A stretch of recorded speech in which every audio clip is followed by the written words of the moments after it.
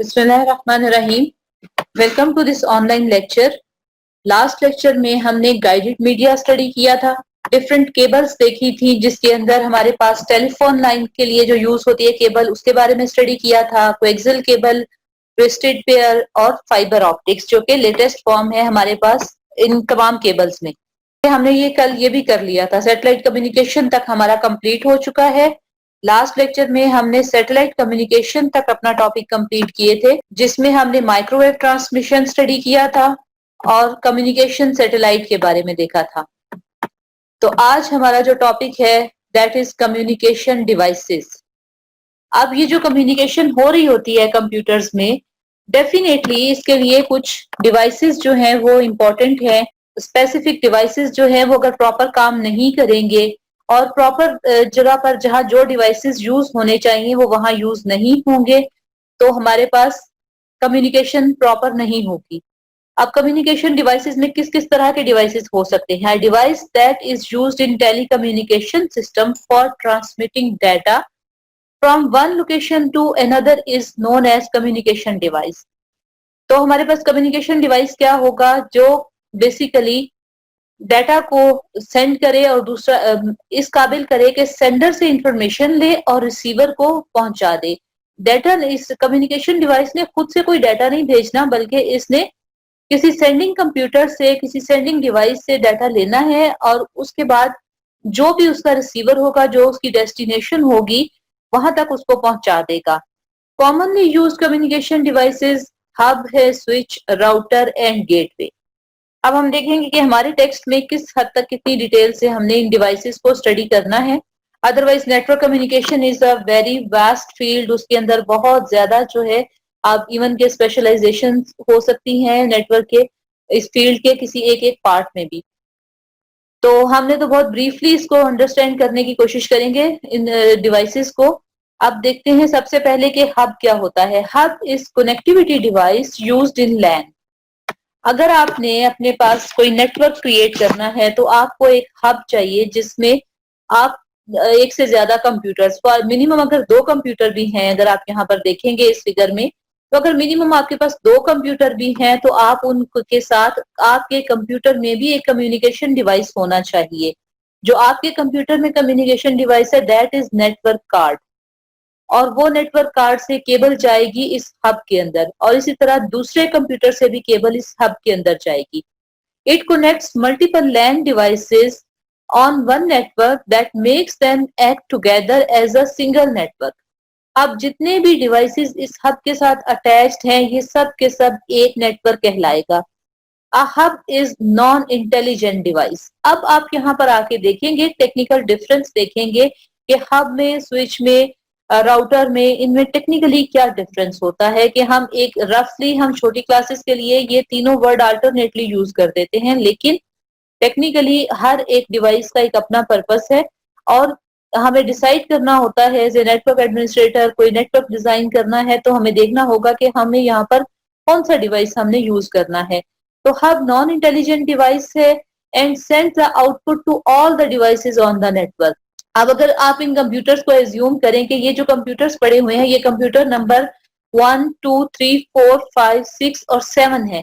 तो अब अगर कंप्यूटर नंबर 1 कोई इंफॉर्मेशन सेंड करेगा कंप्यूटर नंबर 6 के लिए, तो हब की सूरत में वो डाटा सबसे पहले हब के पास जाएगा। हब अपनी सारी पोर्ट्स पर वो डाटा सेंड कर देगा और जो उसका रिक्वायर्ड कंप्यूटर नंबर 6 उसकी डेस्टिनेशन होगी, वो वाला कंप्यूटर उस इंफॉर्मेशन को रिसीव कर लेगा। अब a hub has multiple input-output ports in which an input in one port results in it being an output in all the other ports। ये वही बात है जो मैंने अभी आपको एक्सप्लेन कर दी है कि अगर आप एक पोर्ट में इनपुट देंगे, ये सारी पोर्ट्स जो है वो इनपुट पोर्ट के तौर पे यूज हो रही हैं और आउटपुट के तौर पे भी यूज हो रही हैं। तो ये वाली जो आईओ पोर्ट्स हैं, जब ये कंप्यूटर को इनको इंफॉर्मेशन भेजते भी इसी पोर्ट के जरिए हैं और रिसीव भी इसी पोर्ट के जरिए कर रहे हैं।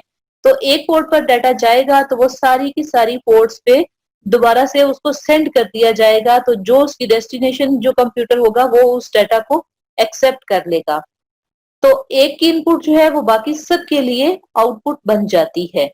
थोड़ा सा सेंटेंस का स्ट्रक्चर कॉम्प्लिकेटेड है, तो आपने इसको अंडरस्टैंड करने के लिए इसीलिए मैं रिपीट कर रही हूँ कि वन की जो एक पोर्ट की इनपुट जो है वो रिजल्ट होती है, यानी उसके नतीजे के तौर पे वो आउटपुट बन जाती है बाकी तमाम पोर्ट्स की, except the port where it was input. जिसने खुद भेजा था वो अपने आप को वापस ट्रांसमिट नहीं करता, इतना उसके अंदर मतलब उसकी वर्किंग में ये चीज फीचर्स में शामिल है कि जिस पोर्ट से इनपुट आई है, अगर कंप्यूटर नंबर 1 वाली पोर्ट पे डाटा इनपुट आया है तो वो 2 3 4 5 6 7 को आउटपुट कर देगा, लेकिन पोर्ट नंबर 1 को दोबारा आउटपुट नहीं करेगा, दोबारा सेंड नहीं करेगा। इन लेमैन्स टर्म, आम आदमी की जुबान में अगर आप बात कर लें, लेमैन का मतलब होता है आम आदमी, a hub connects many networks into one where a data packet that is sent by one network is copied and passed to all the network ports।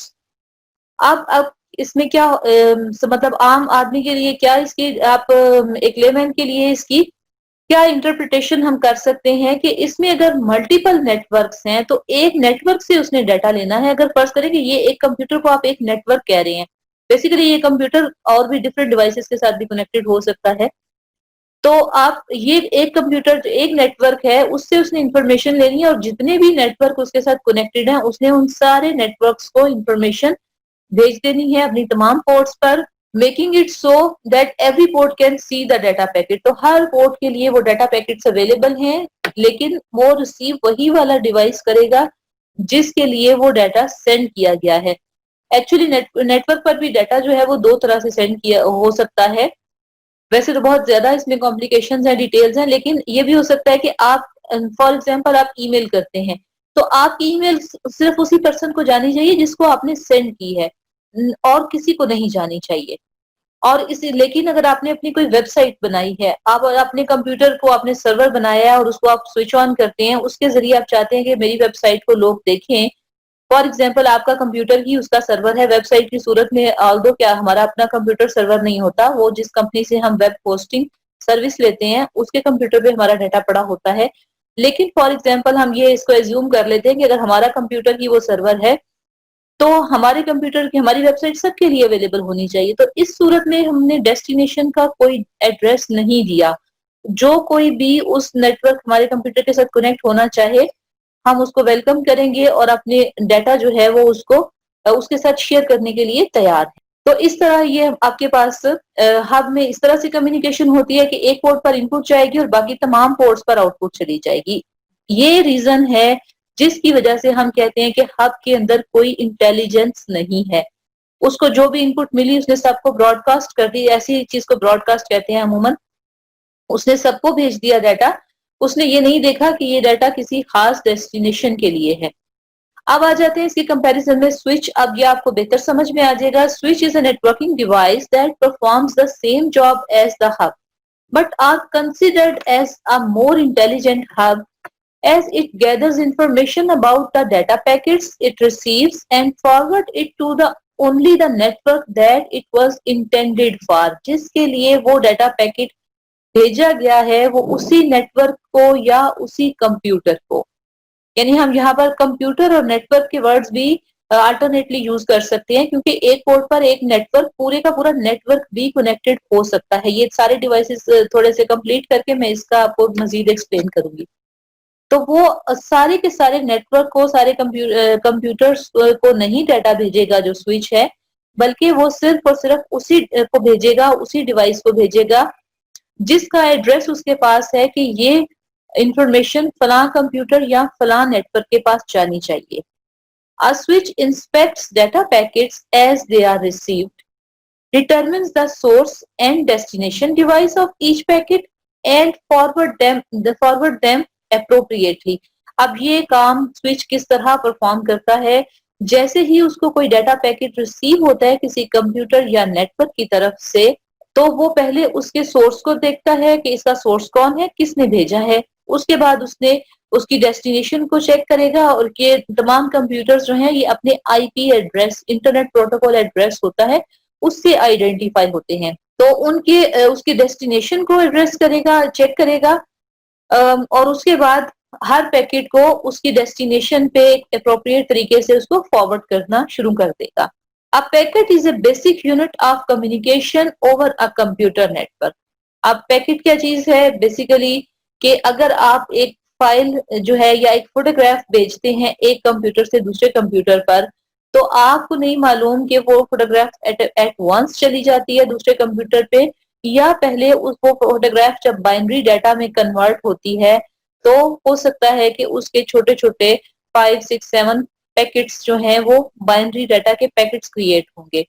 ये पैकेट्स कौन सी लेयर्स पर कहाँ क्रिएट होते हैं ये भी हम शायद आज के ही लेक्चर में कवर कर लेंगे, ओएसआई मॉडल अगर हमने कवर किया तो उसमें आपके पास वो पैकेट्स जो होते हैं वो फिर वन बाय वन अपनी डेस्टिनेशन पर रिसीव होते हैं। डेस्टिनेशन कंप्यूटर उन पैकेट्स को दोबारा से रिसीव करने के बाद फिर से जो डेस्टिनेशन पे आपके पास कम्युनिकेशन डिवाइस लगा हुआ है वो उन पैकेट्स को कंबाइन करेगा, उनको दोबारा से इकट्ठा करके उसी एक पिक्चर में या उसी एक डॉक्यूमेंट में जो आपने सेंड की थी सोर्स ने, उसको दोबारा से उसी हालत में वापस जो है वो असेंबल करेगा या कंबाइन करेगा और फिर वो आपके पास डिजिटल कंप्यूटर में उसी फाइल की सूरत में आपको दोबारा नजर आएगी। When data is transmitted, it is broken down into packets which are reassembled to the original form once they reach the destination। ये मैंने आपको एक्सप्लेन कर दिया सेंटेंस कि पहले डाटा पैकेट्स में डिवाइड होकर ट्रेवल करता है कम्युनिकेशन मीडियम के ऊपर और उसके बाद जो डेस्टिनेशन पे कम्युनिकेशन डिवाइस होता है वो उसको रिसीव करता है और उसको दोबारा से उन पैकेट्स को कंबाइन कर देता है। नेक्स्ट जो हमारे पास डिवाइस है दैट इज राउटर। ये भी कम्युनिकेशन डिवाइस है हमारे पास। It is used to connect two or more networks. अब यहाँ पर हम बात करते हैं कि एक हब के ऊपर एक से ज्यादा एक पोर्ट पर एक कंप्यूटर क्यों हो सकता है और नेटवर्क कैसे हो सकता है। इसकी आप एग्जांपल लें कि एक इदारे में फॉर एग्जांपल आपके पास 5 कंप्यूटर लैब्स हैं और वो 5 कंप्यूटर लैब्स फिजिकली एक जगह नहीं है। आइडियली ऐसा पॉसिबल भी है और नहीं भी पॉसिबल। पॉसिबल है कि अगर आपके पास पूरा एक आईटी का ब्लॉक है तो 5 की लैब्स एक ही ब्लॉक में होंगी, लेकिन दूसरी सूरत में ये हो सकता है कि इदारे के कुछ डिफरेंट विंग्स हैं, जूनियर विंग अलहदा है, सीनियर विंग अलहदा है लेट्स से, और डिफरेंट सेक्शंस जो हैं वो उसके हैं, तो या स्टाफ का एक अलग से ब्लॉक है। अब हर जगह पर एक एक कंप्यूटर लैब है और हर कंप्यूटर लैब में फॉर एग्जांपल 50-50 कंप्यूटर्स हैं। अब हर लैब का एक अपना नेटवर्क होगा जिसको लैन कहेंगे, लोकल एरिया नेटवर्क। अब हर लैब में अपना अपना एक हब हो सकता है जो कि उन कंप्यूटर्स को एक दूसरे से अटैच करेगा। उसके बाद वो पूरी लैब में से एक केबल आएगी जो हब के किसी खास पॉइंट पर लगी होगी। वहां से एक केबल फॉर एग्जांपल ये पहली वाली आपके पास जो है इसमें भी एक पोर्ट आपको खाली दिखाई गई है, इसको हम पोर्ट कहते हैं, ठीक है। तो इस पोर्ट से एक केबल आएगी और किसी दूसरी जगह पर एक आपके पास राउटर जो है वो लेट से पड़ा हुआ है तो वो उस राउटर में आके लगा देंगे। इस तरह राउटर के पीछे भी उसी तरह की पोर्ट्स हैं जैसी इनके पीछे हैं। ये बिल्कुल एग्जैक्टली RJ45 कनेक्टर्स इनमें अटैच होते हैं। ये जो पिन होती है ना एक टेलीफोन की तार के आगे पिन होती है वो थोड़ी छोटी होती है, ये थोड़ा सा बड़ा कनेक्टर होता है, इसको RJ45 कनेक्टर कहते हैं। तो इनके पीछे भी इसी तरह के कनेक्टर्स होते हैं। और आप अपने कंप्यूटर लैब्स में देखें तो ये स्विचेस आपको वहां फिजिकली आप देख भी सकते हैं। हम वहां पर आपको ये राउटर्स और स्विचेस नजर आएंगे। तो आपका एक लैब की जो पूरी केबल आ रही है वो आके एक राउटर में लग जाएगी। इस तरह दूसरी लैब से जो केबल आ रही है वो भी एक राउटर में उसी राउटर में लग जाएगी। तो एक राउटर आपकी कम से कम 7 से 8 लैब्स को कनेक्ट कर सकता है। ये राउटर्स जो होते हैं और ये हब वगैरह ये अमूमन हमारे पास नंबर ऑफ पोर्ट्स इस पे होती है। जो सबसे छोटा होता है 4 पोर्ट्स का होता है आपके पास, एक बिल्कुल छोटा सा हब होता है। उसके बाद 8 पोर्ट्स का होता है, 16 का हो सकता है। यानी अगर आपके पास लेट्स से कि 13 कंप्यूटर्स आपने कनेक्ट करने हैं तो आपको जो है वो ऐसा हब चाहिए होगा जो कम से कम भी वो 8 पोर्ट का नहीं आपको चलेगा। आपने 16 पोर्ट वाला हब यूज हो सकता है। और अगर आपने 17 कंप्यूटर्स चाहिए तो फिर आपको एक पूरा हब और लेना पड़ेगा। वो 16 पोर्ट का भी हो सकता है, वो 8 का भी हो सकता है, 4 का भी हो सकता है। तो अमूमन जब नेटवर्क डिजाइन किए जाते हैं तो इनके अंदर कैपेसिटी रखी जाती है, खाली पोर्ट्स अवेलेबल रखी जाती हैं ताकि इन फ्यूचर अगर हमने और कंप्यूटर्स इनमें ऐड करने हो इन नेटवर्क्स पे तो वो हम आसानी से ऐड कर सकते हो। नेक्स्ट अब देखते हैं हम router. Router is a communication device which is used to connect two or more networks. Today, most of the networks are connected to the internet. When the computer is sending data to another computer on the internet, a router receives the data packets, look for the remote computer address and forward it to the computer that is closer to the remote computer. अब देखें ये अपनी basically अपने distance और range के लिहाज से arranged है। हब जो है वो बिल्कुल जो फिजिकली दो कंप्यूटर पास पड़े हैं ना, यानी एक ही बिल्डिंग में है, एक ही रूम में है, उनको कनेक्ट करेगा। स्विच जो है वो दो नेटवर्क्स को कनेक्ट कर देगा। फॉर एग्जांपल के दो लैब्स हैं तो उनको कनेक्ट कर दिया। अब राउटर जो है ये आप कह लें कि एक नेटवर्क से डाटा उठाएगा और फॉर एग्जांपल आपने ईमेल की है, यहाँ पर दुबई में किसी को ईमेल की है, तो वो फिजिकली आपके कंप्यूटर के साथ डायरेक्टली कनेक्टेड कंप्यूटर नहीं है, तो इनके दरमियान और राउटर्स और डिफरेंट पाथ जो हैं वो इन्वॉल्व हो जाएंगे। तो यहाँ से वो यानी इन उन कंप्यूटर्स को हम रिमोट कंप्यूटर्स कहेंगे। तो राउटर जो है इस पे जब आपके पास कोई डाटा पैकेट रिसीव होगा तो वो एड्रेस देखेगा कि जिस कंप्यूटर पे इस डाटा को भेजना है उस कंप्यूटर का मेरे पास उसके लिए शॉर्टेस्ट पाथ कौन सा है। वो शॉर्टेस्ट पाथ किसी और नेटवर्क के जरिए जा सकता है। हो सकता है कि जब हम इंफॉर्मेशन भेज रहे हैं तो हमारा जो राउटर जिस राउटर पे हमारी इंफॉर्मेशन जा रही है उसके पास डायरेक्ट इस राउटर के पास उस राउटर से रिलेटेड इंफॉर्मेशन कोई नेटवर्क की इंफॉर्मेशन हो तो वो उसको भेज दे, या फिर उसमें चार पांच और राउटर्स चार पांच और नेटवर्क इन्वॉल्व हो। तो बेसिकली इसने पाथ डिसाइड करना है। और नेटवर्क पर जो ट्रैफिक है ये बिल्कुल जैसे आप अपने घर से अपने इदारे तक जाते हैं, अपनी वर्किंग प्लेस पर जाते हैं या आप अपने स्कूल कॉलेज जाते हैं, तो आपके पास अमूमन एक से ज्यादा रास्ते होते हैं, चाहे आप पैदल चलकर जा रहे हों या आप किसी गाड़ी वगैरह पे जाएं।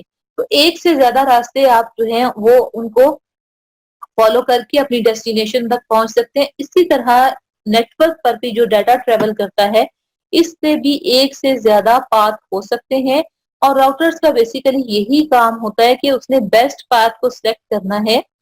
अब बेस्ट पाथ जो है वो किस तरह से डिसाइड करना है, वो एक तो ये सबसे पहली जो हमारे ज़हन में बात आएगी वो तो आएगी कि शॉर्टेस्ट पाथ होना चाहिए जिससे डाटा जल्दी पहुंच जाए। लेकिन अगर उस शॉर्टेस्ट पाथ के ऊपर बहुत ज्यादा नेटवर्क ट्रैफिक है, ऑलरेडी बहुत डाटा पड़ा हुआ है जिसने अभी अपनी अपनी डेस्टिनेशन पे जाना है, तो फिर वो कोई अल्टरनेट पाथ देखेगा। वो चाहे पहले वाले पाथ से थोड़ा लेंथी होगा लेकिन अगर उस पर ट्रैफिक कम है तो उस वक्त वही बेस्ट पाथ है उस डाटा को ट्रांसमिट करने के लिए। ये बिल्कुल रोड्स के साथ इसको कंपेयर कर सकते हैं कि अगर एक सीधा रास्ता है वो एक आपकी डेस्टिनेशन तक जा रहा है लेकिन वहां ट्रैफिक ब्लॉक है या वहां बहुत ज्यादा ट्रैफिक स्टक होने के इम्कानात है, तो आप उस रास्ते को अवॉइड करके थोड़ा सा लंबा रास्ता भी ले सकते हैं कि ताकि इस ट्रैफिक में स्टक ना हो। बिल्कुल इसी तरह से कंप्यूटर के जो डाटा होता है उसकी भी एक ट्रैफिक होती है, उसके भी डिफरेंट पाथ होते हैं। इसको अब हम यहाँ से दोबारा बुक के टेक्स्ट को मैं एक्सप्लेन कर देती हूँ। When the computer is sending data to another computer on the internet, router receives the data packets, looks for the remote computer address and forward it to the computer that is closer to the remote computer. जो remote computer से closure network है उसको ये भेज देगा, यानी एक computer से डाटा दूसरे कंप्यूटर पर जा रहा है, दूसरे से तीसरे पर जा रहा है, तीसरे से चौथे पे जा रहा है। It forwards the data packets bye selecting the best pathway based on the network traffic. मैंने आपको एक्सप्लेन कर दी ये line. Many routers take part in transmitting the data packet from one location to another. अब एक जगह से data जब transmit होके दूसरी जगह रिसीव होता है तो उसमें बहुत सारे कंप्यूटर्स इन्वॉल्व होते हैं। ऐसा नहीं होता कि डाटा जो है वो इमीडिएटली एक जगह से चला और बिल्कुल स्ट्रेट फॉरवर्ड आपके डेस्टिनेशन पे वो पहुंच गया। नेक्स्ट हमारे पास जो डिवाइस है that is gateway. Gateway is a device that is used to connect a network to another network. इसका काम भी अभी आपको राउटर्स की तरह ही लगेगा कि ये भी एक नेटवर्क को दूसरे नेटवर्क के साथ कनेक्ट करता है। That uses different protocol. अब ये की लाइन है आपके पास जो आपको अगर डिफ्रेंशिएट करना आता है, क्वेश्चन में पूछा जाता है कि राउटर और गेटवे में क्या डिफरेंस है, तो आप इसको इस तरह से एक्सप्लेन करेंगे कि राउटर जो है वो दो नेटवर्क्स को कनेक्ट करता है जिनका सेम प्रोटोकॉल होगा, जबकि गेटवे जो है वो डिफरेंट प्रोटोकॉल्स के नेटवर्क्स को कनेक्ट करता है।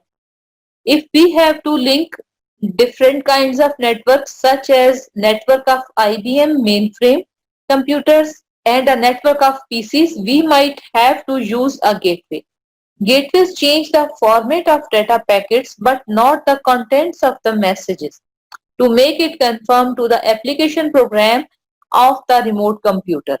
अब अगर आपके पास दो डिफरेंट तरह के नेटवर्क हैं तो उनके दरमियान फिर आपको एक गेटवे जो है वो लगाना पड़ेगा। शक्ल में देखें कि आपको ये सारे डिवाइसेस एक ही तरह के लगेंगे, लेकिन टेक्निकली जब आप इनको परचेज करते हैं तो इनकी स्पेसिफिकेशंस हम देखते हैं कि ये राउटर है, स्विच है, हब है या गेटवे है। अब यहाँ डिफरेंट प्रोटोकॉल से क्या मुराद है? डिफरेंट प्रोटोकॉल का मतलब है कि आपके दोनों नेटवर्क डिफरेंट टाइप के हैं। जैसे यहाँ एग्जांपल गिवन है कि एक लेट्स से कि मेन फ्रेम कंप्यूटर्स का नेटवर्क है आपके पास और दूसरा जो है वो आपके पास पीसीज का नेटवर्क है। तो अब इन दोनों में जो है वो काफी डिफरेंस है, इनकी जो नेचर है इसके डाटा ट्रांसफर की उसमें काफी फर्क है। तो उसमें आपके पास आपको फिर वहां पर गेटवे यूज करना पड़ेगा। जो प्रोटोकॉल है बेसिकली ये नेटवर्क पे ट्रैफिक के लिए डिसाइड किए जाते हैं। डिफरेंट प्रोटोकॉल्स में आपको एग्जांपल बता देती हूँ, जैसे टीसीपी प्रोटोकॉल है, आईपी है, टीसीपी आईपी इकट्ठा यूज होता है, एफटीपी होता है फाइल ट्रांसफर प्रोटोकॉल, और इस तरह से आपके पास डिफरेंट प्रोटोकॉल्स होते हैं। प्रोटोकॉल क्या होता है? That is set of rule, कौन से रूल्स को फॉलो करते हुए किसी नेटवर्क पर डाटा ट्रांसफर होना है। इन डेप्थ इसको बहुत ज्यादा डिस्कस किया जा सकता है, राउटर्स को, हब को, स्विचेस को और इन कॉन्सेप्ट्स को, लेकिन फिर वो आपके लिए कंफ्यूजन का बायस भी बन सकता है।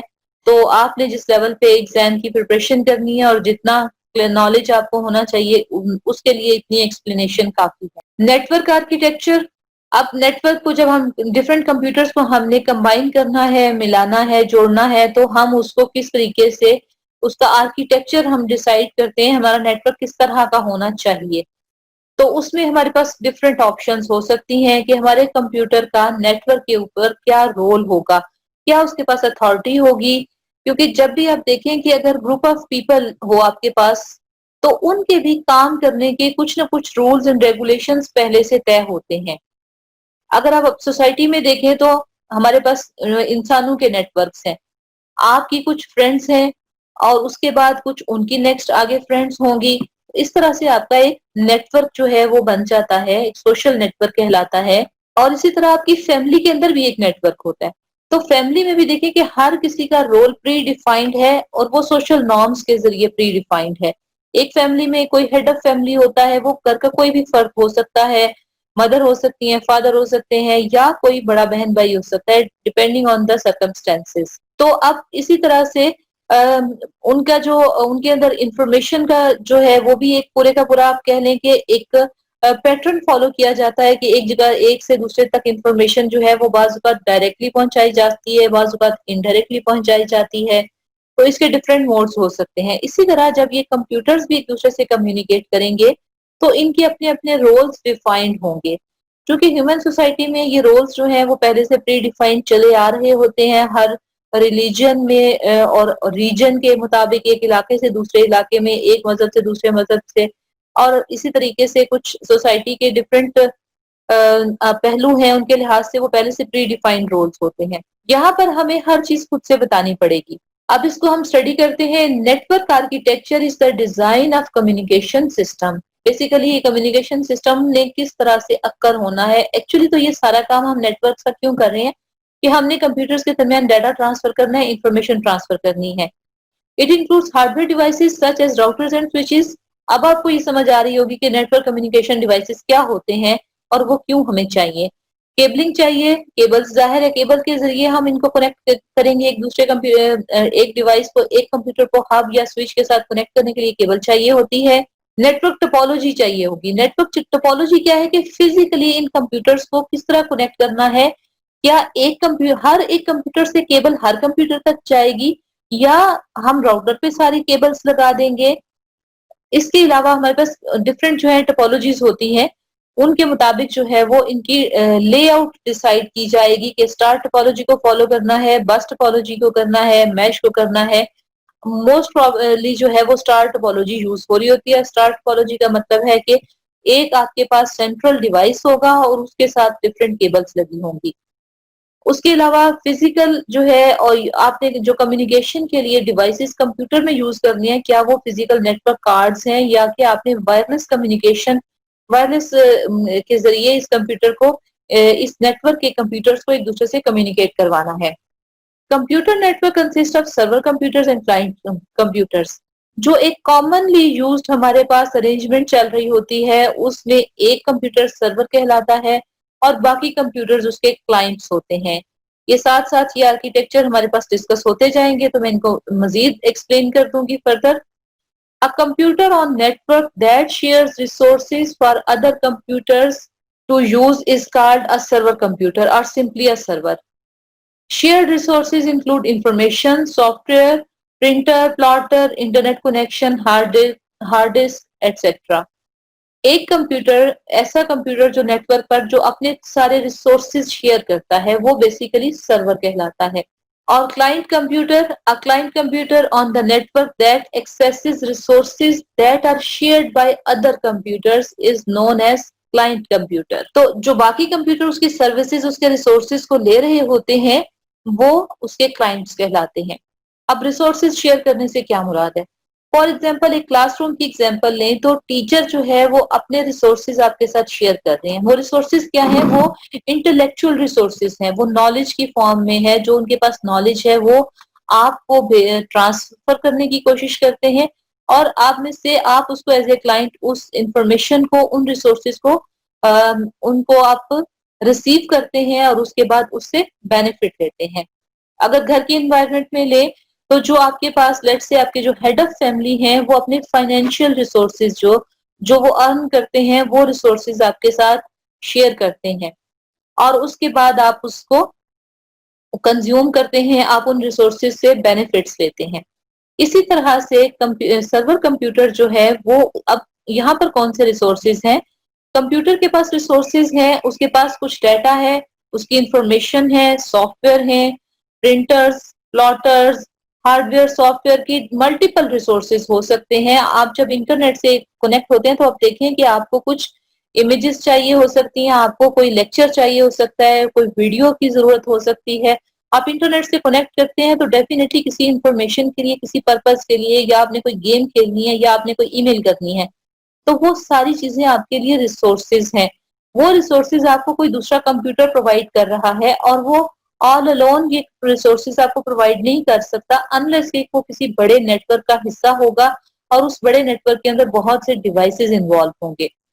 तो ऐसी सूरत में आपका कंप्यूटर क्लाइंट है और दूसरे जिन कंप्यूटर से आप जो सर्विसेज ले रहे हैं वो उसका सर्वर है। अब हमारे पास जब नेटवर्क आर्किटेक्चर्स बहुत ज्यादा डिफरेंट, हमारे पास उसमें वैरायटी है, लेकिन यहाँ पर जो है वो हम कॉमनली यूज दो नेटवर्क जो है वो आर्किटेक्चर्स देखेंगे, इसके अलावा भी होते हैं। तो ये हम एक क्लाइंट सर्वर नेटवर्क को देखेंगे, पीयर टू पीयर को देखेंगे। इसके अलावा भी हमारे पास डिस्ट्रीब्यूटेड भी नेटवर्क्स होते हैं और भी काफी सारी डिटेल्स हैं। ये दो सिंपल से आर्किटेक्चर हैं जिससे आपको एटलीस्ट कंप्यूटर नेटवर्क्स का बेसिक नॉलेज मिल जाएगा कि ये किस तरीके से कम्युनिकेशन हो रही होती है। अब क्लाइंट सर्वर नेटवर्क को मैंने किसी हद तक एक्सप्लेन कर दिया है, अब हम इसका टेक्स्ट रीड कर लेते हैं। A computer network in which each computer on the network act as either a server or a client is called client server or dedicated server network.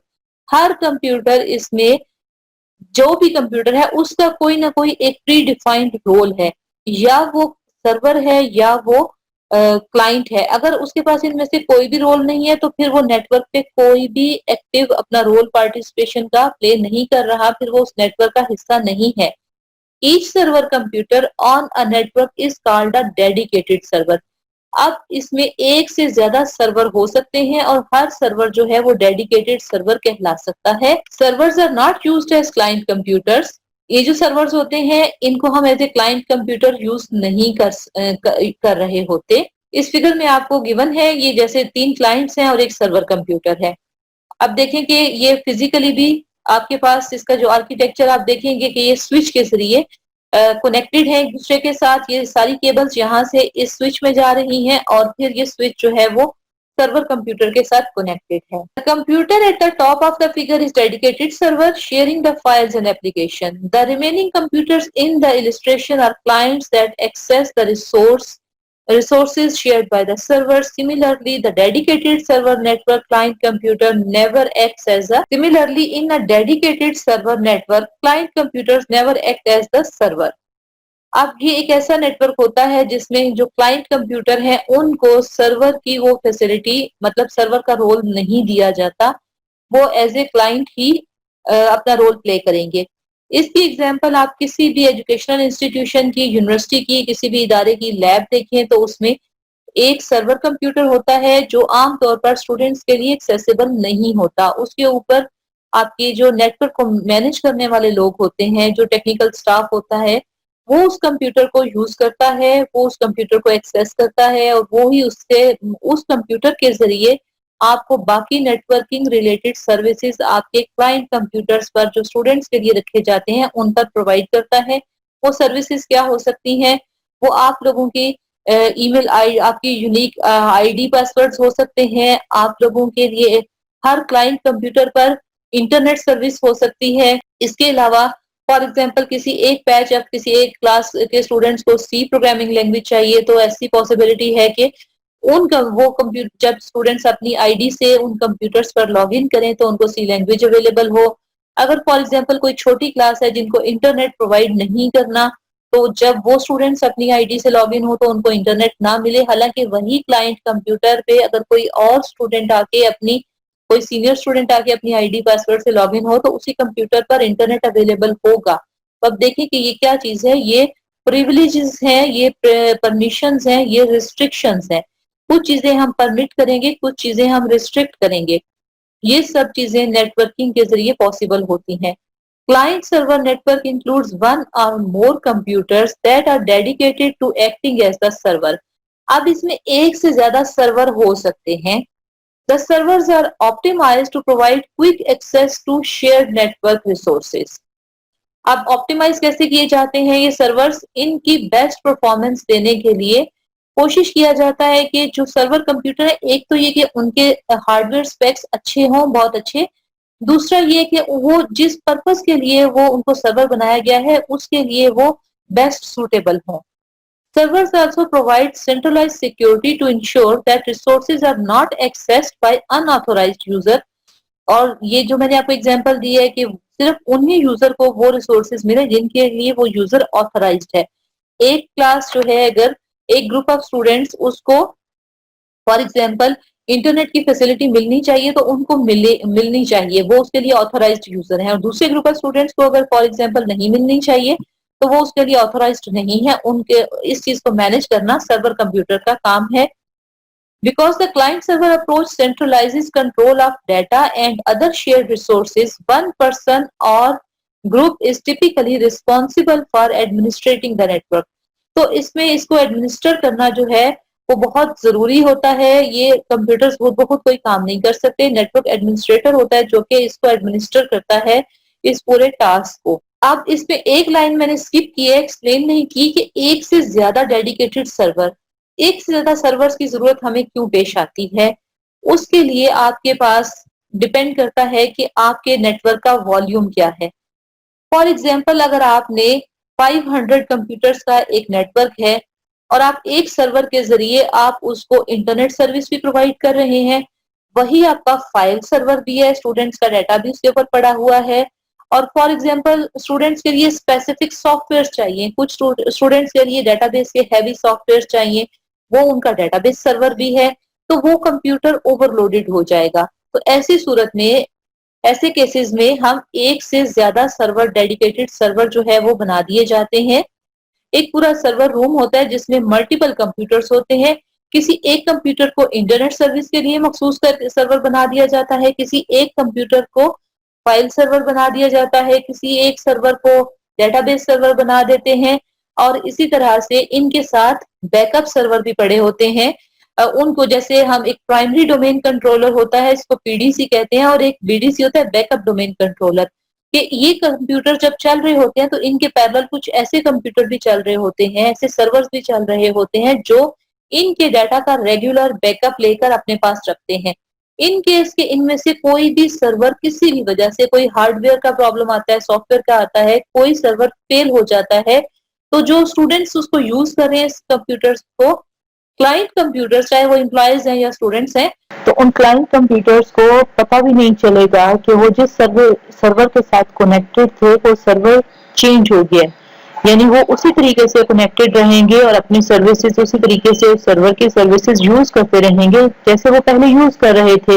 Meanwhile जो आपके जिस सर्वर से वो कनेक्टेड है, अगर वो किसी वजह से फेल हो गया है तो ऑटोमेटिकली उसके से रिलेटेड उसके साथ जितने कनेक्टेड क्लाइंट्स थे वो किसी और सर्वर पर शिफ्ट हो जाएंगे और इस तरह से जो क्लाइंट एंड है वो बगैर किसी तातुल के, बगैर किसी भी प्रॉब्लम के एज इट इज कंटिन्यू रहेगा।